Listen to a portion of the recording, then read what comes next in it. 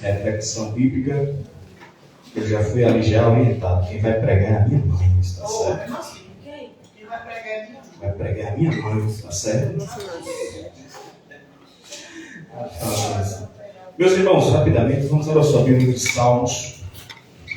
Salmo 73. Prosperidade dos ímpios faz duvidar da justiça de Deus, mas ao fim deles é demonstrado. Salmo 73. Como você não sabe, Salmo não tem capítulo, porque é o inário de Israel, né? Tem somente versículos. Salmo 73. Este é o Salmo de Asaf, não é o Salmo de Davi. Salmo de Asaf. 73, versículo 1 diz assim: verdadeiramente bom é Deus para com Israel, para com os limpos de coração. Quanto a mim, os meus pés quase se desviaram, por pouco faltou para que escorregasse o meu passo. Pois eu tinha inveja do soberbo, ao ver a prosperidade dos ímpios, porque não há aperto na sua morte, mas firme está a sua força. Não se acham em trabalhos como outra gente, nem são afligidos como outros homens. Pelo que a soberba os cerca como um colar, veste-se de violência como de um adorno. Meus irmãos, esse texto fala deste homem chamado Asaf.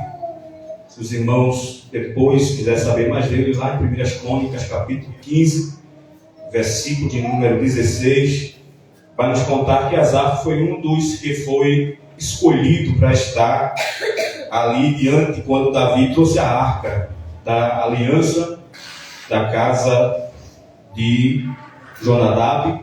E daquele dia nós vemos que este homem ele é um dos escolhidos para estar ali, também liderando aquela volta da arca para Jerusalém. E vemos, irmãos, que Asaf, esse texto é um texto muito interessante, porque fala de um homem de Deus, um homem que sabia muito bem quem era Deus, um homem que via os milagres de Deus. Segundo os historiadores, vai até dizer que ele vem de uma linhagem dos levitas, não porque ele é cantor, mas porque ele era da tribo de Levi, transcendente também da tribo de Levi. Mas vemos, irmãos, que este homem aqui, ele, por sua vez, ele deixou de vacilar diante da desconfiança daquilo que tinha diante de Deus. Se você ler no capítulo 12 de aos Hebreus, versículo 2, o escritor aos Hebreus diz o seguinte: olhando para Jesus, o autor e consumador da nossa fé. Então nós vemos, irmãos, que quando nós tiramos a visão de Deus, quando nós tiramos, aleluia, o olhar de Jesus, a gente muitas vezes vê coisas que a gente não está vendo. A gente perde totalmente, como diz o tema, a prosperidade nos faz duvidar da justiça de Deus. E muitas vezes nós vemos que acontece isso com a gente, que aconteceu com Asaf. A gente vê que Asaf disse assim: verdadeiramente bom é Deus para com Israel e para com os limpos de coração, mas quanto a mim, os meus pés quase desviavam, pouco faltou para que eu escorregasse, ou seja, para que eu desviasse. E nós vemos, irmãos, que estamos vivendo em dias que muitas vezes a nossa fé ela é afetada diante da circunstância que estamos vivendo. Muitas vezes vivemos uma vida de consagração, uma vida de comunhão com Deus, buscando a presença de Deus, e muito mais a gente chega perto de Deus, parece que as coisas não dão certo, parece que as coisas estão erradas, parece que as portas se fecham, parece que o que a gente quer que aconteça fica mais difícil. Quando a gente olha para o lado, a gente vê o ímpio sendo abençoado com carro, banquete no final de semana, e a gente olha e não entende aquilo, aleluia. Mas é porque, irmãos, o que Deus tem para nós não é aqui neste mundo. O que Deus tem para nós está guardado nas mansões celestiais.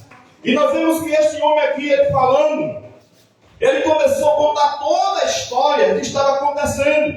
E ele chegou, irmão, numa situação tão difícil, que ele disse que o coração dele, no capítulo, Salmo 73, versículo 21, diz: assim o meu coração se azedou e sinto picada nos meus rins. Quando eu estava lendo, irmão, esse assunto e meditando na palavra do Senhor, o historiador disse que Asaf começou a ter doenças psicossomáticas. E eu fui procurar saber o que era isso. doença que estava na mente. E pasmos, irmãos, muitas vezes muitos de nós ficamos doentes, aleluia. Muitas vezes estamos com o coração azedo, mas o Senhor nesta noite Ele diz a você: olhe para mim, não olhe para a direita, não olhe nem para a esquerda, porque o meu socorro sou eu na sua vida. Aleluia, glória a Jesus. Aleluia, não deixe, irmãos, essa doença entrar no seu coração. E essa assim, meu coração azedou. Eu estava até conversando com a minha esposa e disse assim: a minha mãe dizia que bom para feijão azedo é vinagre. Coloca vinagre que o azedume ele sai. Aleluia.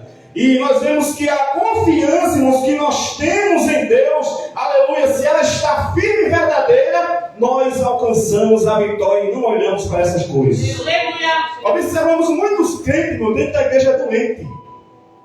Toma remédio, é dor de cabeça todo dia, pastor unge, ora, a igreja ora, bota o nome no caderno de oração, mas não fica bom, porque é doença na cabeça.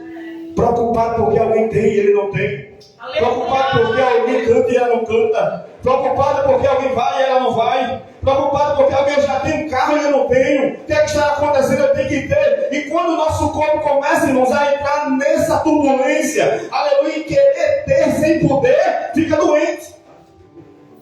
Mas que nesta noite, uma coisa interessante que Asaf ele faz, no Salmo 73, ele diz assim: mas quando eu entrei no templo, eu compreendi o que eles iriam sofrer futuramente. Salmo 73, versículo de número